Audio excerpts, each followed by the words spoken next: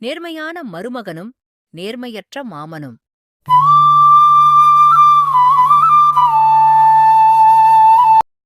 முன்னொரு காலத்துல ராமு மற்றும் சோமுன்னு 2 சகோதரர்கள் இருந்தனர். ராமு ரொம்ப பணக்காரராயிருந்தாரு. சோமு ரொம்ப ஏழையாக வாழ்ந்து வந்தார். சோனமுவுக்கு சிதம்பரம் அப்படின்னு ஒரு பையன் இருந்தான். சோமுவும் அவன் மகன் சிதம்பரமும் சேர்ந்து தங்கள் ஆடு மாடுகளை பார்த்துக்கொண்டு வாழ்ந்து வந்தனர். இந்தாப்பா சிதம்பரம், இன்னைக்கு அப்பாவுக்கு உடம்பு சரியில்ல. அதனால நீயே நம்ம கால்நடைகளை பார்த்துக்கோ. எல்லாருடைய வீட்டுக்கும் போய் பால் அப்புறம் முட்டைகளை வித்திடு. நான் இன்னைக்கு கொஞ்சம் ஓய்வு எடுத்துக்கிறேன் அப்பா. சரிங்கப்பா, நீங்க சொல்ற மாதிரியே நான் பண்ணி விடுறேன். இன்னைக்கு நானே எல்லாத்தையும் பாத்துக்கிறேன். நீங்க முதல்ல ஓய்வு எடுங்கப்பா. உடம்பு சரியானதுக்கு அப்புறம் 2 பேரும் சேர்ந்து பார்த்து கொள்ளலாம். இப்படி தங்கள் ஆடு மாடு மற்றும் கோழி மூலம் வருகிற பொருள்களை வைத்து மிகவும் சிரமப்பட்டு தங்கள் வாழ்க்கையை நடத்தி வந்தார்கள். தம்பி, எனக்கு இப்ப வர வர ரொம்ப உடம்பு சரியில்லை. நான் இன்னும் எவ்வளவு நாள் இருப்பேன்னு எனக்கு தெரியல. அதுக்குள்ள உனக்கு ஒரு நல்ல வேலை இருக்கணும். நான் தான் இப்படியே பரம ஏழையாகவே வாழ்ந்துட்டேன். ஆனா நீயாவது நல்ல சாப்பாடு சாப்பிட்டு நல்ல உடை உடுத்திட்டு சந்தோஷமா இருக்கணும்னு நான் நினைக்கிறேன். எங்க அண்ணன் அவ்வளவு பணக்காரரா இருந்தாலும் நான் ஏழையாகவே வாழ்ந்து என் காலத்தை போக்கிவிட்டேன். அதனால நாளைக்கு எங்க அண்ணனை பார்த்து எப்படியாவது உனக்கு ஒரு வேலையை வாங்கித்தரேன். நீ அதை பொறுப்போடையும் கவனமாகவும் நேர்மையாகவும் செய். எந்த வேலை செஞ்சாலும் அதுல நீ நேர்மையா இருக்கணும்பா. இதுதான் என்னுடைய விருப்பம். சரிங்கப்பா, நான் எவ்வளவு துன்பம் வந்தாலும் நேர்மையாக நடந்து கொள்கிறேன். நீங்க சொன்ன மாதிரியே நல்ல வேலையா பார்த்து எப்படியாவது முன்னேறி விடுறேன். நீங்க கவலைப்படாதீங்கப்பா. தன் அண்ணனிடம் உதவி கேட்கலாம் என்று விடியற்காலையில் தன் மகன் சிதம்பரத்தை அழைத்துக் கொண்டு சோமு அண்ணன் வீட்டிற்கு சென்றான். வாடா சோமு, எப்படி இருக்க? பார்த்தே ரொம்ப நாள் ஆச்சு. நீ வெளியில அங்கங்க கஷ்டப்படுறதுக்கு என் வீட்டிலேயே வந்து மாடு மேய்க்கலாம். இல்ல இன்னொருத்தங்களுக்கு கொடுக்கிற கூலிய உனக்கு கொடுக்கறேன். நீதான் என்னமோ என் பேச்சையே கேட்க மாட்ட. இல்லண்ணே, நம்ம அப்பா என்கிட்ட கொடுத்த மாடு என்னமோ என்கிட்ட தான் இருக்கு. அதுவே எனக்கு போதுன்னே. நீங்க எந்த சொத்தையும் எனக்கு தராம என்னை ஏமாத்தி எல்லாத்தையும் நீங்களே வச்சுக்கிட்டீங்க. நானும் உங்ககிட்ட சண்டை போடக்கூடாதுன்னு எல்லாத்தையும் விட்டுட்டேன். ஆனா இன்னைக்கு ஏன் காலத்துக்கு அப்புறம் என் பையன் கஷ்டப்படக்கூடாது. அதனால அவனுக்கு கணக்கெழுத்துற வேலையாவது கொடுங்கண்ணே. நான் ரொம்ப கஷ்டப்பட்டு அவனை கொஞ்சம் படிக்க வச்சிருக்கேன். அதனால அவனுக்கு கணக்கு எழுதுற வேலை போட்டு கொடுங்க. என்ன மாதிரி மாடு மேய்ச்சு அவன் கஷ்டப்பட வேண்டாம். என்னது, நான் ஏமாத்தினா? நீயும் நம்ம அப்பாவும் பிழைக்க தெரியாம நேர்மை நீதின்னு பேசி எல்லாம் இழந்துட்டீங்க. நான் ரொம்ப கஷ்டப்பட்டு இந்த சொத்தை சேர்த்து வச்சிருக்கேன். இப்ப என்னடான்னா, உன் பையன் இங்க கூட்டிட்டு வந்து அவனுக்கு வேலை போட்டு கொடுன்னு சொல்ற. நான் தான் ஏமாத்தினேன்னு சொல்றல. நீ உன் பையனுக்கு வேற யார்கிட்டயாவது உதவி கேளு. என்னால எதுவும் செய்ய முடியாது. முதல்ல இங்க இருந்து வெளியே போ. ஐயோ, அப்படி நான் சொல்லல அண்ணே. என் பையன் எப்படியாவது நல்லபடியா வாழணும்னு தான் நான் அப்படி சொல்லிட்டேன். என்ன மன்னிச்சிடுங்க அண்ணே. எப்படியாவது என் பையனுக்கு ஒரு வேலை போட்டு கொடுங்க. அதெல்லாம் இல்ல. நீ எவ்வளவு தைரியம் இருந்தா என்னை இப்படி அவமரியாதையா உன் பையன் முன்னாடியே நீ பேசியிருப்ப. அதனால வேலையும் இல்ல, ஒன்னும் இல்ல. மரியாதையா இப்பவே உன் பையன் கூட்டிக்கிட்டு இங்கிருந்து கிளம்பு. எனக்கு தொல்லை கொடுக்காதீங்க. சரிங்க அண்ணே. என் பையனுக்கு என்ன விதி இருக்கோ அவன் அந்த மாதிரியே ஆகட்டும். இனிமேல் எங்களால உங்களுக்கு எந்த தொல்லையும் இருக்காது. நாங்க போறோம். தன் அண்ணன் கூறியதை நினைத்து மிகவும் வருத்தமாக சோமு வீட்டிற்கு சென்றான். சிதம்பரம், இன்னைக்கு நடந்தது நினைச்சு நீ ஒன்னும் வருத்தப்படாதப்பா. உனக்குன்னு கடவுள் ஒரு எதிர்காலம் வச்சிருப்பாரு. நீ அதுல நல்லா இருப்ப. என்னுடைய ஆசீர்வாதம் எப்போதும் இருக்கும். இல்லப்பா, நான் எதுவும் வருத்தப்படவில்லை. எனக்கு தன்னம்பிக்கையும் தைரியமும் இருக்கு. நான் எப்படியாவது முன்னேறிடுவேன்பா. நீங்க வருத்தப்படாதீங்க. உங்களுக்கு ஒன்னும் ஆகாதுப்பா. இப்படி தன் மகன் சிதம்பரத்திடம் நேர்மையாக நடக்க சொல்லிவிட்டு சோமு அடுத்த நாள் இறந்து போகிறார். நம்ம அப்பா நம்மள நேர்மையா இருக்க சொல்லிட்டு இறந்து போயிட்டாரு. நாம எப்படி நேர்மையான வழியில பெரிய ஆளா வர்றது? நம்ம போய் நம்ம மாமா கிட்ட கேட்போமா? அவர் ஏதாவது யோசனையாவது சொல்லுவாரு. நமக்கு வேலை தான் குடுக்கல, யோசனையாவது கேட்போம். நமக்குன்னு வேற யாருமே இல்லையே. ஆமா, எனக்கு ஒரு சந்தேகம். அதுதான் உங்ககிட்ட கேட்டு தெரிஞ்சுட்டு போகலான்னு இங்க வந்தேன். என்னடா சிதம்பரம், உனக்கு என்ன சந்தேகம்? கேளு பார்ப்போம். இல்ல மாமா, எங்க அப்பா சாகறதுக்கு முன்னாடி நீ நேர்மையான வழியில பெரிய ஆளா வரணும்னு சொன்னாரு. ஆனா இந்த காலத்துல நீதி, நேர்மை என்று யாருமே இருக்க மாட்டாங்கன்னு நீங்க சொன்னீங்க. அதான் அத பத்தி தெரிஞ்சுட்டு போலாம்னு இங்க வந்தேன் மாமா. நேர்மைதான மாமா ஒருத்தரை பெரிய ஆளாக்கும். அப்படின்னா நீங்க நேர்மையா இல்லாததுனால தான் பெரிய ஆளா இருக்கீங்களா? என்ன, நீயும் உங்க அப்பா மாதிரி நேர்மை, நீதின்னு சொல்ற? இங்க பாரு சிதம்பரம், இந்த காலத்துல நேர்மையா இருந்தா நம்ம பெரிய ஆளா ஆகவே முடியாது. நீயாவது உங்க அப்பா மாதிரி இல்லாம என் கூட சேர்ந்து நான் சொல்றபடி நடந்துக்கோ. அப்பதான் நீ பெரிய ஆளா ஆக முடியும். இல்லனா உங்க அப்பா மாதிரி இந்த ஆடு மாடுகளை மேய்ச்சிக்கிட்டு அதுல வர்ற வருமானத்துல தினமும் சாப்பிட்டு அப்படியே சாக வேண்டியதுதான். இல்ல மாமா, நீங்க சொல்றது ரொம்ப தப்பு. நேர்மையாக தான் இருக்கணும். அப்பதானே நம்ம பெரிய ஆளா ஆக முடியும். சரி, நம்ம வேணா வெளியில போகலாம். நம்ம போகும்போது வர்ற முதல் 3 நபர்கள் கிட்ட நேர்மை பெருசா இல்ல, இந்த காலத்துல நேர்மையா இருக்க தேவையில்லையான்னு கேட்போம். அவங்க எல்லாரும் என்ன சொல்றாங்கன்னு பார்ப்போம். எல்லாரும் நேர்மை பெருசுன்னு சொன்னா நான் வெற்றி பெறுவேன். நான் வெற்றி பெற்றா நீங்க உங்க வீட்டுல உள்ள ஆடு மாடு கோழிகள் அத்தனையையும் எனக்கே கொடுத்துருங்க. நீங்க வெற்றி பெற்றால் நான் வச்சிருக்க ஆடு மாடு கோழி எல்லாத்தையும் உங்களுக்கே தர்றேன். சம்மதமா மாமா? அப்படியா, சரி வா. நீயே உன் விலங்குகள் எல்லாத்தையும் என்கிட்ட கொடுக்கணும்னு நினைக்கிற, நான் ஏன் தடுப்பேன்? வா, வெளியில போய் கேட்கலாம். அப்பதான் உனக்கும் புரியும்.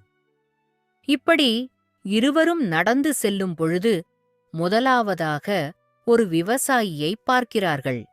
அவர் வேலையை முடித்துவிட்டு சோர்வாக நடந்து வந்து கொண்டிருந்தார். ரொம்ப கொஞ்சம் நில்லுங்க. ஒண்ணும் இல்லப்பா, ஒரு கேள்விக்கு மட்டும் பதில் சொல்லிட்டு நீங்க போங்கப்பா. அதாவது, என் மருமகனுக்கு இந்த உலகத்துல நேர்மையா இருக்கிறது நல்லதா, இல்ல நேர்மையா இருக்கிறதால எந்த பயனும் கிடைக்காதான்னு ஒரே சந்தேகம். அதுதான் கேக்குறேன். நீங்க சொல்லுங்கப்பா, நேர்மையா இருக்கலாமா, இல்ல நேர்மையா இருக்கிறது வீணா? நான் என்னங்கய்யா சொல்றது, உங்களுக்கு தெரியாததா? இதோ நாள் முழுக்க வேலை பார்த்து என் எஜமானுக்கு எவ்வளவோ உதவி செய்தாலும் நான் அவர் கண்ணுக்கு தெரிகிறதே இல்லை. எனக்கு கம்மியான சம்பளம் கொடுத்து அனுப்பிவிடுகிறார்.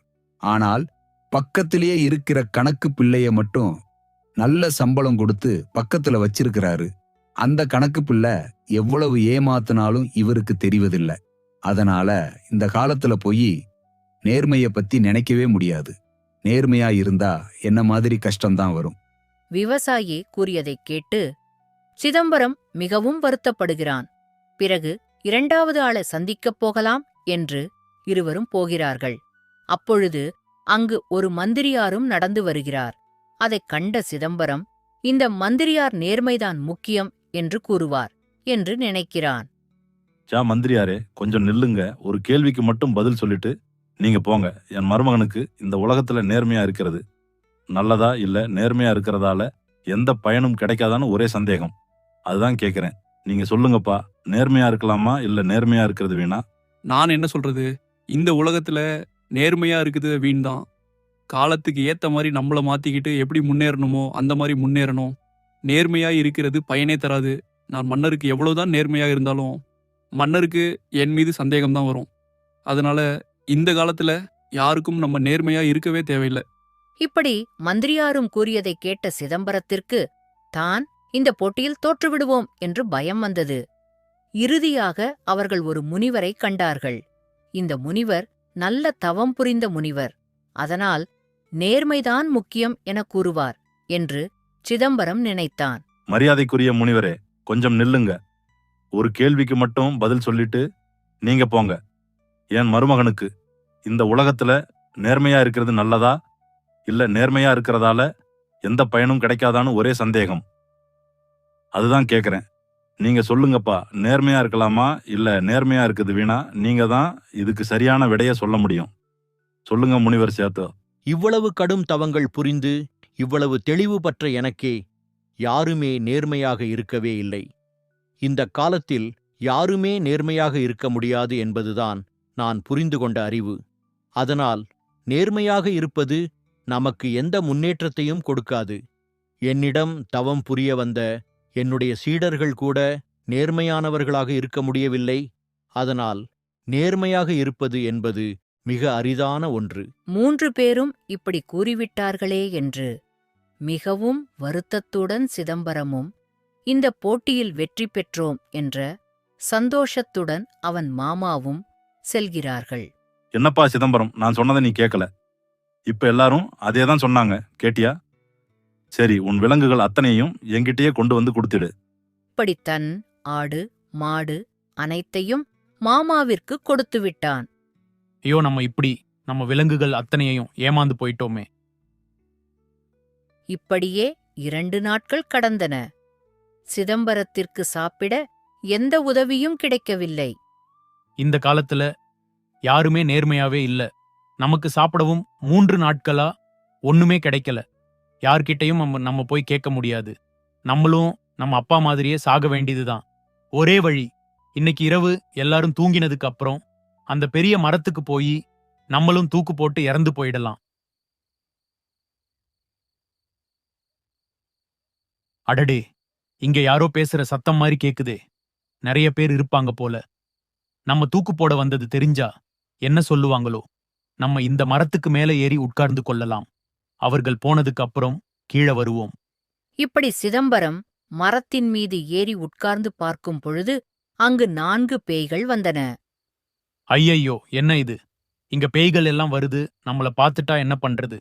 சரி, நம்ம இங்கேயே மறைந்து உட்கார்ந்து அந்த பேய்கள் எல்லாம் போனதுக்கு அப்புறம் கீழே போவோம். வாங்க, நான் எல்லாருக்கும் ஒவ்வொரு வேலை பண்ண சொல்லி சொன்னனே. எல்லாரும் இன்னைக்கு என்னென்ன பண்ணீங்கன்னு என்கிட்ட சொல்லுங்க. தலைவரே, நான் இன்னைக்கு பக்கத்து ஊருக்கு போனேன். அங்க பெரிய நீர்வீழ்ச்சி இருக்குல்ல, அதனால அங்கு இருக்கிற மக்கள் எல்லோரும் நல்லா சந்தோஷமா இருந்தாங்க. நான் என்ன பண்ணனா, அந்த நீர்வீழ்ச்சியில வெள்ளப்பெருக்கு எடுக்கிற மாதிரி பண்ணிட்டேன். அதனால கொஞ்சம் கொஞ்சமா வெள்ளம் அதிகமாகி அந்த ஊரையே அந்த வெள்ளம் மூழ்கடித்து விடும். ஆனா அந்த வெள்ளப்பெருக்க தடுத்து நிறுத்தணும்னா, அந்த வெள்ளப்பெருக்கு பக்கத்துல இருக்கிற அந்த 2 மரங்களை வெட்டி துண்டு துண்டுகளாக அந்த அணையின் நீர் வர்ற இடத்துல போட்டுடா, வெள்ளப்பெருக்கு நின்றுவிடும். இந்த செய்தி யாருக்கு தெரிய வரும்? யாருக்கும் இது தெரியாது. அதனால அந்த வெள்ளப்பெருக்கு அந்த ஊரையே அழிக்க போகுது. நமக்கு நிறைய பேர் கிடைக்க போறாங்க. அருமை. நல்ல காரியம் செய்த.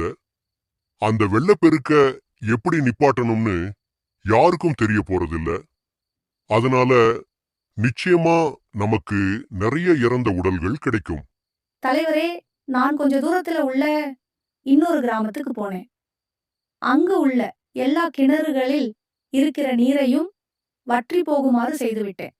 இனிமேல் அந்த கிராமத்துல இருக்கிற எல்லாம் தண்ணிக்காக ரொம்ப தூரம் நடந்து போற மாதிரி இருக்கும். இப்ப அந்த வறட்சியில நிறைய மக்கள் சாக போறாங்க. அந்த கிணறுகள்ல திரும்ப தண்ணி வரணும்னா அங்க ஒரு ராஸ்பெரி செடி இருக்கு. அந்த செடிக்கு கீழே தோண்டுனா ஒரு ஊத்து வரும். ஆனா இது யாருக்கும் தெரிய போறதே இல்ல. நமக்கு நிறைய பேர் கிடைக்க போறாங்க. நல்ல காரியம். யாருக்கும் எப்படி தண்ணியை கொண்டுட்டு வரணும்னு தெரிய போறதே இல்ல. நமக்கு தினம் தினம் நிறைய பேர் கிடைக்க போறாங்க. நான் என்ன பண்ணேன்னா, நம்ம மன்னருடைய மகளை நோயுற்ற செய்தேன். அவ படுத்த படுக்கையாய் இருக்கிறாள். அவளை குணப்படுத்தணும்னா ஒரு புகை ஜாடியை கொண்டு அந்த அறை முழுவதும் பரவ விட வேண்டும்.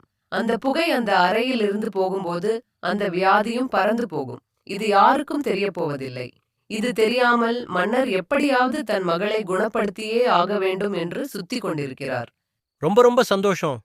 அந்த மன்னர் நம்ம எல்லாரையும் இந்த ராஜ்யத்தை விட்டு துரத்தணும்னு பெரிய பெரிய முனிவர்களெல்லாம் கூப்பிட்டு நிறைய யாகமெல்லாம் பண்ணணும்னு சொன்னாரு. இப்ப அவர் மகள் சாக போறது நினைச்சு அந்த வருத்தத்திலேயே இருப்பாரு. நீ செய்தது ரொம்ப நல்ல காரியம். அவர் மகளும் நமக்கு கிடைக்க போறாள். என்ன இது? அது இந்த பேய்கள் எல்லாம் தான் நமக்கு இவ்வளவு துன்பம் வருகிற மாதிரி பண்ணுது. அப்போ இத்தனை நாளா மக்களுக்கு வந்த எல்லா துன்பங்களையும் இந்த பேய்கள் தான் பண்ணியிருக்கும் போல. சரி, இந்த பேய்கள் போனதுக்கு அப்புறம் நம்ம கீழே இறங்குவோம். பேய்கள் எல்லாம் பேசுவதைக் கேட்டு சிதம்பரம் மிகவும் பயத்துடன் அப்படியே அங்கேயே இருந்தான். அந்த பேய்கள் எல்லாம் சென்றவுடன் கீழே இறங்கினான். நல்ல வேளை, இந்த பேய்கள் நம்மள பார்க்கவே இல்ல. சரி, அவங்க திரும்ப வரதுக்குள்ள நம்ம எப்படியாவது நம்ம வீட்டுக்கு போயிடுவோம். இரவு அந்த பேய்கள் கிளம்பியதும் வீட்டிற்கு கிளம்பிய சிதம்பரம் அடுத்த நாள் காலையில் அந்த வெள்ளப்பெருக்கு சென்று அதை சரிசெய்து எப்படியாவது அந்த மக்களை காப்பாற்ற வேண்டும் என நினைத்தான். அந்த வெள்ளப்பெருக்கு சென்று பார்த்தான். ஊர் தலைவர் அவர்களே, உங்க ஊரின் இந்த வெள்ளப்பெருக்க என்னால நிறுத்த முடியும். இல்லப்பா, இப்படித்தான் நிறைய பேரு என்னென்னமோ வழி சொல்லி எல்லாத்தையும் முயற்சி பண்ணி பார்த்துட்டோம். இப்ப எங்களுக்கு இந்த ஊரை காலி பண்றது தவிர வேற வழியே இல்ல. இல்ல, என்னால இந்த வெள்ளப்பெருக்க நிச்சயமா தடுத்து நிறுத்த முடியும். நான் சொல்ற மாதிரி நீங்க செய்யுங்க. சரிப்பா, கடைசியா நீயும் ஒரு தடவை முயற்சி பண்ணி பாரு. நீ மட்டும் இந்த முயற்சியில வெற்றி பெற்று விட்டால் உனக்கு நாங்க ஒரு வீடு, கொஞ்சம் ஆடு, மாடுகள், அப்புறம் நிறைய சன்மானம் தருகிறோம். நாங்க நீ சொல்றபடியே பண்றோம். இப்படி அந்த பேய்கள் கூறியபடியே அந்த வெள்ளப்பெருக்கின் அருகில் இருந்த மரங்களை வெட்டி அந்த துண்டுகளை அந்த அணையின் நடுவே வைத்தவுடன் அந்த வெள்ளப்பெருக்கு நின்றது. ரொம்ப நன்றிப்பா. நீ சொன்ன மாதிரியே இந்த வெள்ளப்பெருக்க நிப்பாட்டிட்ட.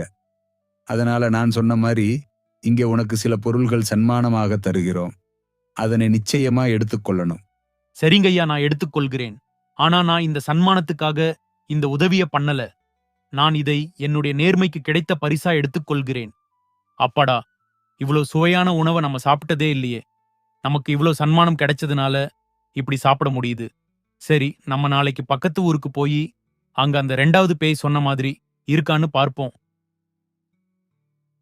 இங்கே தண்ணீர் பிரச்சனை இருக்கான்னு முதல்ல நம்ம தெரிந்து கொள்வோம். அப்போதான் அந்த பேய் சொன்னது உண்மைன்னு நம்ம நம்ப முடியும். அம்மா, அம்மா, கொஞ்சம் குடிக்க தண்ணீர் குடுங்கம்மா. ரொம்ப தூரத்துல இருந்து வருகிறேன். தண்ணி வேணுமா? யாருப்பா நீ இங்க வந்து தண்ணி கேக்குற? நாங்களே தண்ணி இல்லாம 38 மைல்கள் நடந்து போய் தண்ணி கொண்டுட்டு வர்றோம். இங்க தண்ணிக்கு ரொம்ப கஷ்டம்பா. யாரும் உனக்கு தண்ணி கொடுக்க மாட்டாங்க. அப்படியா? என்னால உங்களுக்கு உதவி பண்ண முடியுமா? நான் இந்த கிராமத்துக்கு தண்ணீர் கொண்டு வரேன். உங்க ஊர் மக்கள் அனைவரையும் கூப்பிடுங்க. நான் சொல்ற இடத்துல தோண்டினால் உங்களுக்கு தண்ணீர் கிடைக்கும். அப்படியா? உன்னால எங்களுக்கு உதவி பண்ண முடியுமா? நான் எங்க ஊரு மக்களை இப்பவே கூப்பிடுறேன். சீலா, நடேசன், கோபி, எல்லாரும் இங்க வாங்கப்பா. என்ன பாட்டி, எதுக்கு எங்க எல்லாரையும் கூப்பிட்டீங்க? என்ன செய்தி? இங்க பாருங்க, இங்கே இருக்கிற இந்த தம்பி நம்ம ஊருக்கு தண்ணி வரதுக்காக ஒரு ஊத்து தோண்ட இடம் சொல்றேன்னு சொல்லியிருக்காரு. இவர் சொன்ன மாதிரி நம்ம கேட்போம். நம்ம ஊருக்கு தண்ணி வந்தா நமக்கு ரொம்ப நல்லதுதானே? இப்படி அந்த பேய்கள் கூறியபடியே அந்த ஊரின் எல்லா கிணறுகளும் வற்றிப்போல் இருப்பதைக் கண்டான். அங்கே அந்த பேய் சொன்னபடி ராஸ்பெரி செடியைத் தேடிக் கண்டுபிடித்து அதை வெட்டிவிட்டு அந்த இடத்தில் ஊற்றினைத் தோண்டியதும் நீர் வந்தது. இங்க பாத்தீங்களா, இது இந்த தம்பி சொன்ன மாதிரியே நம்ம ஊருக்கு தண்ணி வந்துருச்சு. போங்க, போய் எல்லாரும் அவங்க கிட்ட இருக்கிற சன்மானங்களை கொண்டு வாருங்க. இந்த தம்பிக்கு கொடுப்போம். ஆமா, இந்த பாட்டி சொல்ற மாதிரி நம்ம எல்லாரும் நம்மளால என்ன முடியுமோ அதை கொடுக்கணும். நம்ம ஊருக்கு இவர் தண்ணி கொண்டுட்டு வந்து கொடுத்து இருக்காரு. எல்லாரும் என்னென்ன முடியுமோ அதையெல்லாம் கொண்டுட்டு வாங்க. இன்னும் நம்ம ஊர்ல இருக்கிற எல்லார்கிட்டையும் சொல்லி சன்மானங்கள் எல்லாத்தையும் கொண்டு வாங்க. இப்படி அந்த ஊர் மக்கள் அனைவரும் சன்மானமாக நிறைய பொருட்களை சிதம்பரத்திற்கு கொடுத்தார்கள். இது எப்படி இருக்க, ராஜாவின் மகளுக்கு உடல்நிலை ரொம்ப மோசமானது. ராஜா அனைவருக்கும் ஒரு அறிவிப்பை வெளியிட்டார். காவலாளர்களே, எல்லோரும் இங்க வாங்க. என் மகளுக்கு உடல்நிலை ரொம்ப மோசமாகிக் கொண்டே இருக்குது. அதனால நான் ஒரு முடிவு எடுத்திருக்கேன். என் மகளை யாரு குணமாக்குறாங்களோ அவங்களுக்கே நான் திருமணம் செய்து வைக்கலாம்னு முடிவு பண்ணியிருக்கேன். யார் என் மகளை குணப்படுத்துறதுக்கு வந்தாலும் உடனடியா என்கிட்ட அழைத்து வாருங்க. இந்த அறிவிப்பை கேட்ட பிறகு ராஜாவின் மகளை குணமாக்க சிதம்பரம் அரண்மனைக்கு செல்கிறான். அவனை காவலாளர்கள் ராஜாவிடம் அழைத்து செல்கிறார்கள். பார்க்க சாதாரணமாக இருக்காயே, நீ என் மகளை நிஜமாகவே குணப்படுத்தி விடுவாயா? நான் கொடுத்த வாக்கை நிச்சயமாக நிறைவேற்றுவேன். நீ யாராக இருந்தாலும் உனக்கு என் மகளையே திருமணம் செய்து வைப்பேன். அவளை நல்லபடியாக குணப்படுத்தி கொடுத்தால் போதும். நீ சென்று என் மகளை குணப்படுத்தி கொடுப்பா. எனக்கு எங்க அப்பாவினுடைய ஆசீர்வாதம் இருக்கு ராஜா. அதனால என்னால உங்க மகளை குணப்படுத்த முடியும். நீங்க கவலைப்படாதீங்க. நான் உள்ள போய் இந்த தூபத்தை காமிக்கவும் எங்க மகள் எழுந்து குணமாகி விடவாள். இப்படி அந்த பேய் கூறியபடியே அந்த தூபத்தை எடுத்து அந்த அறை முழுவதும் சிதம்பரம் காட்டினார். அந்த புகை அந்த அறையை விட்டு வெளியேறும் பொழுது ராஜாவின் மகள் அவள் படுக்கையில் இருந்து எழுந்து உட்கார்ந்தாள். இந்த ராஜ்யத்தில எவ்வளவு பெரிய வைத்தியர்கள் இருந்தும் என் மகளை யாராலும் குணப்படுத்த முடியவில்லை. நீதான் குணப்படுத்தியுள்ளாய். ரொம்ப நன்றிப்பா. நான் கொடுத்த வாக்கு மாறாமல் என் மகளுக்கும் உனக்கும் திருமணம் நடத்தி வைக்கிறேன். ராஜா தான் கூறியபடியே சிதம்பரத்தை அவர் மகளுக்கே திருமணம் செய்து வைத்தார். இப்படியே கொஞ்ச நாட்கள் கடந்தவுடன் ராஜா வயது மூப்பின் காரணமாக இறந்து போகிறார். சிதம்பரம் மன்னர் ஆகிறான். என்ன இப்படி ஆயிடுச்சு? இந்த வருடம் நம்ம பண்ணின எல்லா விவசாயமுமே நமக்கு மிகப்பெரிய நஷ்டத்தை கொடுத்துருக்கு. இப்படியே இருந்தா நம்ம சாப்பாட்டுக்கே கஷ்டப்படுற நிலைமை ஆயிடும். அதனால நம்ம ராஜாவை சந்திச்சு வியாபாரம் ஏதாவது செய்ய அனுமதி வாங்கணும். மரியாதைக்குரிய மன்னரே, உங்களை சந்தித்து தன் வியாபாரத்திற்கு அனுமதி வாங்க இங்கு ஒரு நபர் வந்துள்ளார். அவரை உங்களிடம் அழைத்து வரவா? அழைத்து வாருங்கள் மந்திரியாரே. என்ன இது யாரோ என்று நினைத்தால் நம்ம மாமாவாக இருக்கிறார். சரி, என்ன சொல்கிறார் என்று கேட்போம். மதிப்பிற்குரிய மன்னரே, நான் இந்த ராஜ்யத்தில்தான் வாழ்கிறேன். என்னுடைய விவசாயம் அனைத்தும் மிகவும் நஷ்டமாகிவிட்டது. அதனால் நான் வெளிநாட்டு பொருள்களை கப்பல்களில் எடுத்துச் சென்று வியாபாரம் செய்யலாம் என்று நினைக்கிறேன். எனக்கு அதற்கு அனுமதி தாருமாறு உங்களிடம் வந்துள்ளேன். மாமா, என்னை அடையாளம் தெரியவில்லையா? நான் தான் உங்கள் சகோதரன் சோமுவின் பையன் சிதம்பரம். சிதம்பரமா? நீயா மன்னன்? எனக்கு அடையாளமே தெரியல. எப்படி நீ மன்னன் ஆனாய்? அது ஒரு பெரிய கதை மாமா. உங்களிடம் ஏமாந்து என்னுடைய எல்லா விலங்கு சொத்துக்களையும் உங்களிடம் கொடுத்ததினால் ரொம்ப மன உளைச்சலாகி தற்கொலை பண்ணிக்கலான்னு நம்ம ஊருக்கு வெளியில இருக்கிற மரத்துக்கிட்ட போனேன். அன்னைக்குதான் என் வாழ்க்கையில எல்லாமே மாறுச்சு. அதிலிருந்து கொஞ்சம் கொஞ்சமா நான் இவ்வளவு தூரம் வளர்ந்து வந்துட்டேன். மன்னர் எனக்கு அவரது மகளை திருமணம் செய்து வைத்தாரு. அவர் இறந்ததுக்கு அப்புறம் நானே இப்ப மன்னரா ஆயிட்டேன். சரி மாமா, உங்களுக்கு விவசாயம் எல்லாம் ரொம்ப நஷ்டமாயிடுச்சுன்னு சொன்னீங்களே, நான் உங்களுக்கு 2 கப்பல்கள் தரேன். அந்த கப்பல்களிலேயே நீங்க விவசாயம் பண்ணுங்க. கடைசியில எங்க அப்பா சொன்ன மாதிரியே நேர்மையா இருந்ததுனாலதான் என்னால பெரிய ஆளா ஆக முடிஞ்சிருக்கு. நீங்களும் இனிமேல் நேர்மையவே பின்பற்றுங்க மாமா. இந்த ராஜ்யத்துல எல்லாரும் நேர்மையா இருக்கணும்னு தான் நான் ஆட்சி செய்கிறேன். சரிப்பா சிதம்பரம். இல்ல சரிங்க மன்னரே, ரொம்ப நன்றி. இந்த சிதம்பரம் பையன் அப்பவே இறந்து போயிருப்பான்னு நினைச்சா இப்ப மன்னரா இருக்கான். நமக்கே அறிவுரை சொல்றான். அவன் இந்த அளவுக்கு வளர்ந்ததுக்கு காரணம் அந்த பெரிய மரம் தானே சொன்னான். நம்மளும் அங்க போய் அப்படி என்ன இருக்குன்னு பாப்போம். இப்படி யோசிச்ச ராமு அந்த பேய்கள் இருக்கும் இடத்திற்கு செல்கிறான். இப்படி, தலைவரே, அங்க பாருங்க, அங்க ஒரு ஆள் நடந்து வந்துகிட்டு இருக்கான். ஆமா ஆமா, நானும் பார்த்தேன். அவனை என்ன பண்ணலாம்?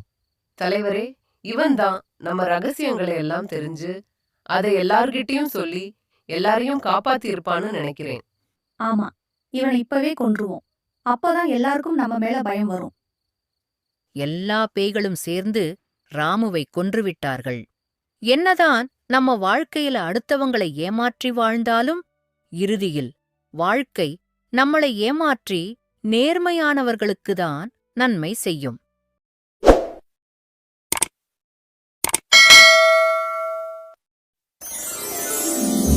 அப்பாவி பூதங்களும் கொடிய மனிதர்களும்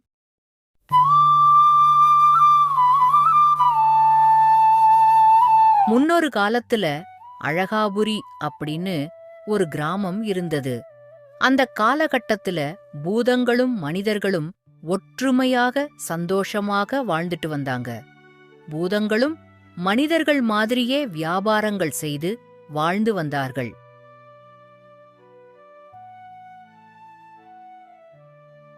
என்னங்க, விடிஞ்சிருச்சு. வாங்க, நம்ம போய் பூசணிக்காய்களை எல்லாம் பறிச்சு வித்துட்டு வருவோம். ஆமா, வா, நம்ம 2 பேரும் போய் காய்களை பறிச்சிட்டு வருவோம். இப்படி இருக்கும் பொழுது கனகா, மாரி, அப்படின்னு 2 பூதங்கள் இருந்தாங்க. அவர்கள் தினமும் தங்கள் தோட்டத்தில் உள்ள பூசணி காய்களை பறித்துக் கொண்டு அதை விற்று சாப்பிட்டு வந்தார்கள். தினமும் கனகா பக்கத்து ஊருக்கு சென்று பூசணிக்காய்களை விற்பாள். மாரி அந்த ஊரிலேயே உள்ள கடைகளுக்கு சென்று பூசணிக்காய்களை விற்றுவிட்டு வருவான். மாரி தன் மனைவி கனகா சொல்லை தட்டவே மாட்டான். அதை அப்படியே செய்வான். கனகா மிகவும் திறமையான பூதம். நாள் மாரி ஒரு அப்பாவியான பூதம். இங்கே பாருங்க, நம்ம முட்டாள் மாரி பூதம் வந்துட்டு இருக்கு. என்ன மாரி, பூசணிக்காய் என்ன விலை? ஒரு காய் 5 ரூபாய்ங்கயா. உங்களுக்கு எத்தனை காய்கள் வேணும்? என்னது, 5 ரூபாயா? இங்க 1 ரூபாய்க்கு ஒரு காய் கொடுக்குறாங்க. நீ என்ன இவ்வளவு விலை சொல்ற? இவ்வளவு விலை சொன்னனா யாருமே வாங்க மாட்டாங்க. அப்படியா? என் மனைவி ஒரு காய் 5 ரூபாய்க்கு கொடுக்க சொன்னா. பக்கத்து ஊர்ல இன்னும் அதிகமா விக்கிறாங்கய்யா. நமக்கு இந்த பணமே போதும். நீங்க ஒரு காய் 5 ரூபாய்க்கு கொடுங்கன்னு சொன்னால். இல்ல இல்ல, உனக்கு ஒன்னும் தெரியல. நீ வேணா பாரு, யாரும் இந்த விலைக்கு வாங்கவே மாட்டாங்க. எல்லாம் வீணாதான் ஆகப் போகுது. நான் சொல்றத நம்ப மாட்ற. எனக்கு ஒன்னும் இல்ல. உன்னோட பூசணிக்காய் தான் வீணாகும். என்னங்கய்யா இப்படி எல்லாம் சொல்றீங்க? இப்போ நான் என்ன பண்றது? 1 ரூபாய்க்கு ஒரு காய் கொடுத்தா 10 ரூபாய் கூட வராதே. சரி சரி, எல்லா காய்களையும் நானே வாங்கிக்கிறேன். உனக்கு ஒரு 30 ரூபாய் தரேன். சரிங்கய்யா, ரொம்ப நன்றி. கொடுங்க ஐயா. எப்படி ஏமாத்தினேன் பாத்தீங்களா? நான் சொன்ன மாதிரி எல்லா காய்களையும் ஏமாத்தி வாங்கிட்டேன். எல்லாரும் பந்தய பணத்தை எடுங்க. சரி சரி, இந்தா வச்சுக்கோ. நாளைக்கு நான் எப்படி ஏமாற்றுகிறேன் என்று பாருங்கள். எல்லாரும் பந்தயத்துக்கு தயாராக இருங்க. இவனால நமக்கு நல்லா பொழுது போகுது. இப்படி மாரி ஒரு அப்பாவி பூதமா இருக்குதால தினமும் மாரியை ஏமாத்தி பந்தயம் வச்சு கடைக்காரர், ஊர் தலைவர் மற்றும் ஊர் மக்கள் சில பேர் சேர்ந்து ஏமாற்றுகிறார்கள். என்னங்க இன்னைக்கு இவ்வளோ வேகமா வியாபாரத்தை முடிச்சிட்டு வந்துட்டீங்க? எப்போதும் தாமதமா வருவீங்களே, எப்படி? ஆமா கனகா, இப்போ காய்கள் விலையெல்லாம் குறைஞ்சிருச்சாம். அதான் நம்ம கடைக்காரர் இருக்காருல, அவரு எல்லா காய்களையும் 30 ரூபாய்க்கு வாங்கி விட்டாரு. நானும் வேகமா வந்துட்டேன். ஐயோ, உங்களை நல்லா ஏமாத்தி இருக்காங்க. காய் விலை இன்னைக்கு 10 ரூபாயாக மாறி இருக்கு. நானே கம்மியான விலைக்கு கொடுக்குறோம், நாளையிலிருந்து 10 ரூபாய்க்கு கொடுக்கலாம்னு நினைச்சேன்.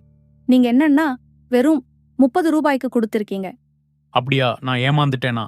நான் அப்பவே நினைச்சேன். நீ ஒரு காய 5 ரூபாய்க்கு கொடுக்க சொன்ன. அவங்க 30 ரூபாய் மட்டும் கொடுத்து எல்லாத்தையும் வாங்கிட்டாங்க. என்ன ஏமாத்திட்டாங்க. சரி விடுங்க. இனிமேல் நீங்க யார் சொல்றதையும் நம்பாதீங்க. நான் சொல்ற விலைக்கே எல்லா பூசணிக்காய்களையும் வித்துட்டு வாங்க.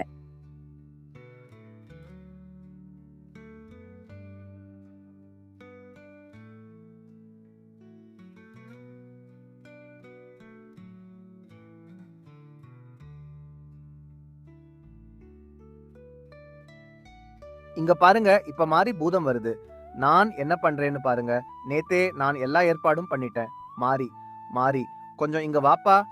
என்னங்க ஐயா? எனக்கு உன்னுடைய பூசணிக்காய்கள் ஒன்னும் வேண்டாம். நான் என்னுடைய தங்க மீனை இங்க இவங்க எல்லாருக்கும் காமிக்க வந்தேன். நீ இந்த பக்கம் போனதும் உன்கிட்டயும் காமிக்கலாம்னு நினைச்சேன். அப்படியா? தங்க மீனா? எனக்கும் கொஞ்சம் காட்டுங்க ஐயா, நானும் பார்க்கிறேன்.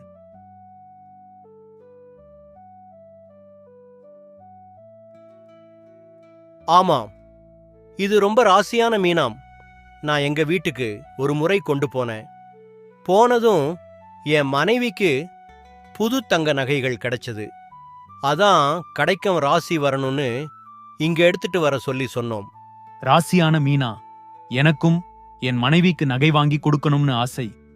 நானும் இதை ஒரு நாள் எங்க வீட்டுக்கு எடுத்துக்கொண்டு போகவா? இந்த மீன் பார்க்கவே இவ்வளவு அழகா இருக்கிறதே.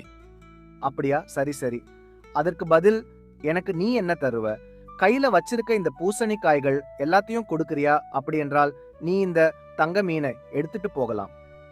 சரிங்கய்யா, இந்த எல்லா காய்களையும் நீங்க எடுத்துக்கோங்க. எனக்கு தங்க மீனை கொடுங்க.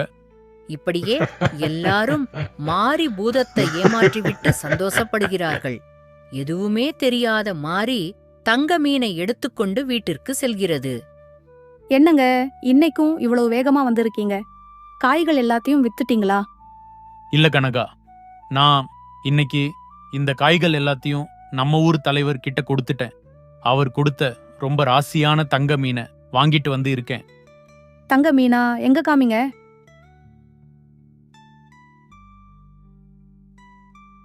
ஐயோ, இது சாதாரண மீன் தாங்க. இதுல தங்க நிறம் பூசி உங்ககிட்ட கொடுத்திருக்காங்க. நீங்களும் இத தங்க மீனுன்னு நம்பி நம்ம பூசணிக்காய்கள் எல்லாத்தையும் இலவசமா கொடுத்து இருக்கீங்க. அவங்க எல்லாரும் உங்களை நல்லா ஏமாத்தி இருக்காங்க. ஐயோ, இன்னைக்கும் என்ன ஏமாத்திட்டாங்களா? என்ன மன்னிச்சிடு கனகா. நான் உனக்கு நகைகள் வாங்கி கொடுக்கணும்னு தான் இந்த தங்க மீனை வாங்கிட்டு வந்தேன். சரி விடுங்க, கவலைப்படாதீங்க. இனிமே நீங்க அவங்க இருக்க பக்கம் போகாதீங்க. இப்படி தங்களை ஏமாற்றுவதை நினைத்து 2 பேரும் மிகவும் வருத்தப்படுகிறார்கள். அடுத்த நாள் வேறு பக்கமாக கனகா சொன்னபடி மாறி போகிறான். என்னடா இது, இந்த முட்டாள் மாறி நம்ம கடை பக்கமே வராமல் வேற வழியாக போகிறான். எப்படி இங்கே வருவான்? நம்ம தான் அவனை தினமும் ஏதாவது சொல்லி ஏமாத்துறோம்ல. தினமும் வீட்டுக்கு போய் அவன் மனைவி கனகாவிடம் நல்லா திட்டு வாங்குவான் போல. அதான் இன்னைக்கு வேற பக்கமாக போலாம்னு நினைச்சிருப்பான். சரி, இன்னைக்கு என்னோட நாள். நானே போய் அவனை ஏமாத்துறேன். நீங்க அவனை எல்லாரும் நான் சொல்ற மாதிரி நடந்தா போதும். என்ன மாதிரி எப்பயும் வரும் பக்கம் வராம இன்னைக்கு தனியா இந்த தெரு பக்கம் நான் வந்திருக்கேன். இல்ல, இன்னைக்கு இந்த பக்கம் போகலாம்னு வந்தேங்கய்யா. அப்படியா? நான் கூட நீ அந்த குளத்தை பத்தி தெரிஞ்சு அந்த குளத்துக்கு தான் குளிக்க போறேன்னு நினைச்சேன்.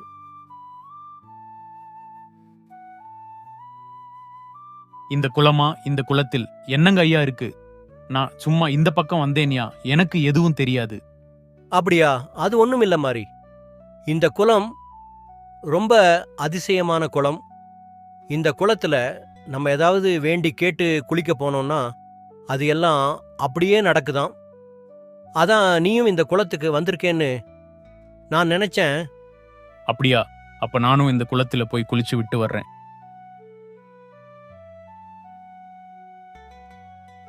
என்ன இது? இந்த குளம் முழுக்க சேராக இருக்கிறதே. ஐயோ, நம்ம பூசணிக்காய் அனைத்தையும் காணாமே. யார் எடுத்தாங்க? இப்பவும் என்னை ஏமாத்திட்டாங்களா? ஐயோ, கனகா கிட்ட நம்ம என்ன சொல்றது? இப்படி ஏமாந்துட்டோமே. இப்படி மாரியை அந்த குலத்திற்கு குளிக்க அனுப்பிவிட்டு வெளியில் வைத்திருந்த பூசணிக்காய்கள் அனைத்தையும் எல்லோரும் சேர்ந்து எடுத்துக்கொள்கிறார்கள். நடந்ததையெல்லாம் மாரி கனகாவிடம் சொல்லி ரொம்ப வருத்தப்பட்டான். இப்படி அடுத்த நாளும் ஆனது. என்னங்க, இன்னைக்கு நான் நம்ம ஊருக்கு போறேன். நீங்க பக்கத்து ஊருக்கு போங்க.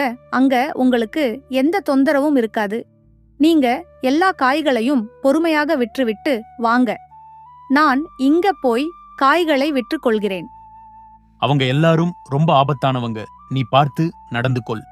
அதையெல்லாம் நான் பார்த்துக்கிட்டேன். எனக்கு என்ன பண்ணணும்னு தெரியுங்க. நீங்க பக்கத்து ஊருக்கு போங்க. என்னை பத்தி கவலைப்படாதீங்க. சரி கனகா, நான் போயிட்டு வரேன்.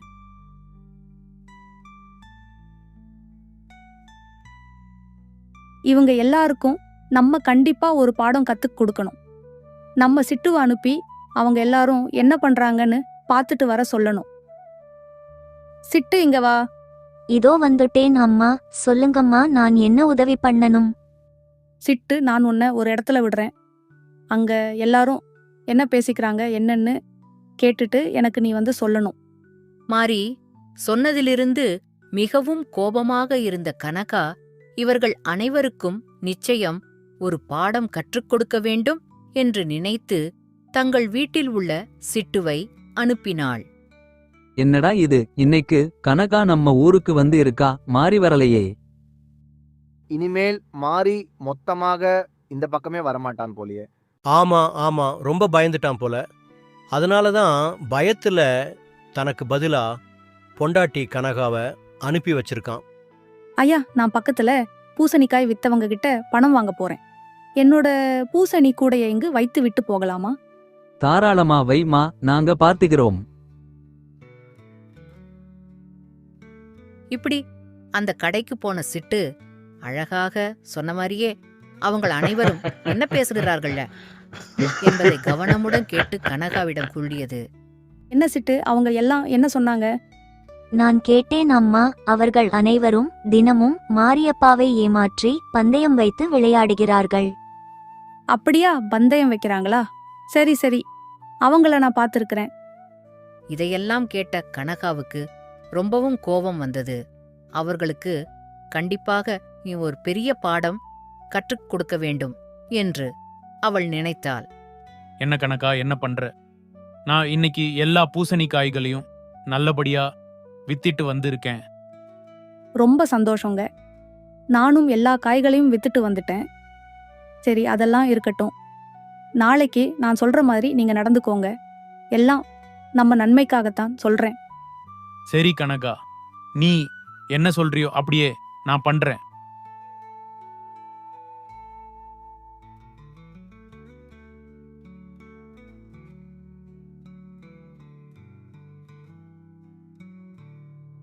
நீங்க இந்த குதிரையை கொண்டு போய் விட்டு வாங்க. அந்த கடை பக்கமே போங்க. போகிற வழியில உங்ககிட்ட யார் என்ன பேசினாலும் அவங்க சொல்ற மாதிரியே நடந்து கொள்ளுங்கள். சரி கனகா, நீ சொன்னபடியே நான் செய்கிறேன். இப்படி அந்த ஊர் மக்களிடம் எப்படி நடந்து கொள்ள வேண்டும் என்று கனகா மாரிக்கு சொன்னாள். இப்படி கனகா சொன்ன மாதிரி அந்த குதிரைய கூட்டிக்கிட்டு போகிறான். என்ன இது, மாறி ஒரு குதிரையோட வந்து கொண்டு இருக்கிறான். யாராவது போய் என்ன பண்ணலாம்னு பாருங்க. என்னப்பா மாறி, இன்னைக்கு ஒரு குதிரையோட இந்த பக்கம் போயிட்டு இருக்க? என்ன செய்தி? அது ஒண்ணும் இல்லங்கய்யா. என் மனைவி கனகா இந்த குதிரையை நல்ல விலைக்கு கொடுத்துவிட்டு பணம் வாங்கிட்டு வர சொன்னாள். அதான் போய் கொண்டிருக்கிறேன். இந்த குதிரைய கொண்டு போனால் அது நம்ம பேச்ச கேட்காது. தாவி குதித்து வேற எங்கேயாவது ஓடிடும். அதுக்கு என்ன பண்றதுங்கய்யா? அதுக்கு என்கிட்ட ஒரு யோசனை இருக்கு. நீ இந்த ஆடை வச்சுக்கோ. அந்த குதிரைக்கு பதிலாக இந்த ஆடை கொண்டு போ. இந்த ஆடு எங்கும் ஓடாது, நம்ம கூடவே வரும். இதை நீ தைரியமாக கூட்டிட்டு போகலாம். சரிங்கய்யா, கொடுங்க, நீங்க இதை வைத்துக் கொள்ளுங்கள். இப்படி குதிரைய கொடுத்துவிட்டு ஆட்டை வாங்கிக் கொண்டு மாறி செல்கிறான். என்ன மாறி, எப்படி இருக்கப்பா? என்ன ஒரு ஆட்டுக்குட்டியை கூட்டிட்டு போற? இல்லையா, இந்த ஆட்டுக்குட்டியை ஒரு நல்ல விலைக்கு விற்கலாம் என்று கூட்டிட்டு போயிட்டு இருக்கேன். ஆட்டுக்குட்டி எல்லாம் கூட்டிட்டு போனா எங்கே பார்த்தாலும் புல்லா மேய்ந்து கொண்டே இருக்கும். யாரும் அதை பெருசா வாங்கவும் மாட்டாங்க. அந்த ஆட்டுக்குட்டிக்கு பதிலா இந்த கோழியே வச்சுக்கோ, உனக்கு தொந்தரவே இருக்காது. சரிங்க ஐயா, அப்ப இந்த ஆட்டுக்குட்டியை வச்சுக்கோங்க, அந்த கோழியே கொடுங்க. இப்படி ஆடை கொடுத்துட்டு கோழிய வாங்கிக் கொண்டு மாறி செல்கிறான். என்னையா மாறி, கோழியை விற்க கொண்டு போயிட்டே இருக்கியா? இப்பெல்லாம் கோழி ஒன்று அவ்வளோ விலை போகிறதே இல்லை. நீ இந்த கோழியை கொடுத்துட்டு இந்த புறாவை வச்சுக்கொள், நல்ல விலைக்கு வாங்குவாங்க. இப்படி கோழியையும் வாங்கிக் கொண்டு புறாவை கொடுத்து விட்டார்கள். மாரி பூதமும் தன் மனைவி கனகா எப்படி சொன்னாலோ அதேபோல் நடந்து கொண்டது.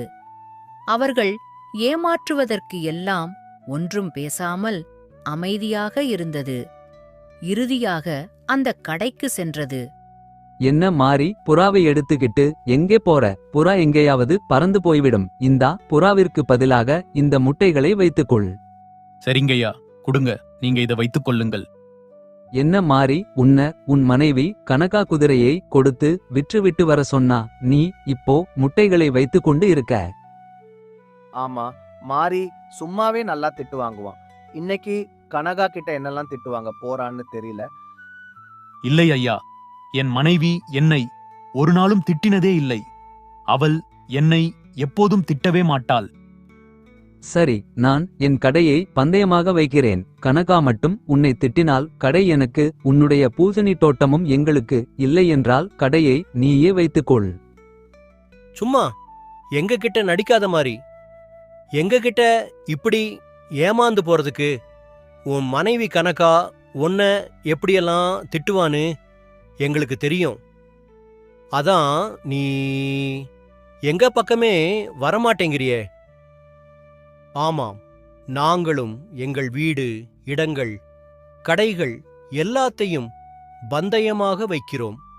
நீ தோற்றுவிட்டால் உன் வீடு, பூசணி தோட்டம் எல்லாமே எங்களுக்கு கொடுக்க வேண்டும். சரியா? சரிங்கய்யா, எனக்கு இதுக்கு சம்மதம். நீங்க எல்லாரும் என் கூட வாங்க. மறைந்து நின்று என் மனைவி என்கிட்ட என்ன பேசுறான்னு கேளுங்கள். என்னை அவள் திட்டவில்லை என்றால் பந்தய பொருள்கள் அனைத்தும் எனக்கே சொந்தம். இப்படி எல்லோரும் தங்கள் பொருள்கள் அனைத்தையும் பந்தயமாக வைக்கிறார்கள். பிறகு அனைவரும் சேர்ந்து மாறி வீட்டுக்கு செல்கிறார்கள். எல்லோரும் மறைந்து நின்று அவர்கள் பேசுவதை கவனிக்கிறார்கள். கனகா, கனகா, நான் வந்துட்டேன். இங்கே பாரு. என்னங்க வந்துட்டீங்களா? என்ன குதிரையை போய் வித்துட்டு வர சொன்னா முட்டைகளை கையில கொண்டு வந்திருக்கீங்க. சரி விடுங்க, நான் இந்த முட்டைகளை வச்சு உங்களுக்கு சமையல் செய்து தர்றேன். இரு கனகா, ஒரு நிமிடம். ஐயா, நீங்கள் சொன்னது போல் உங்கள் கடை, வீடு, இடங்கள் எல்லாத்தையும் எனக்கே கொடுங்க. நான் பந்தயத்தில் வெற்றி பெற்றேன். என்னை கனகா திட்டவே இல்லை. இப்படி தாங்கள் அனைவரும் பந்தயத்தில் தோற்றதை நினைத்து மிகவும் வருத்தம் அடைகிறார்கள். தங்கள் கடை, வீடு, இடங்கள் அனைத்தும் கனகா மற்றும் மாரிக்கே சொந்தமாக போய்விட்டது. இதை பார்த்த அனைவரும் தங்கள் தவறுகளை நினைத்தார்கள். என்னதான் நாம் அடுத்தவர்களை ஏமாற்றி அவர்கள் பொருட்களை பறித்தாலும் இறுதியாக அது நமக்கே பெரிய ஏமாற்றத்தை தரும்.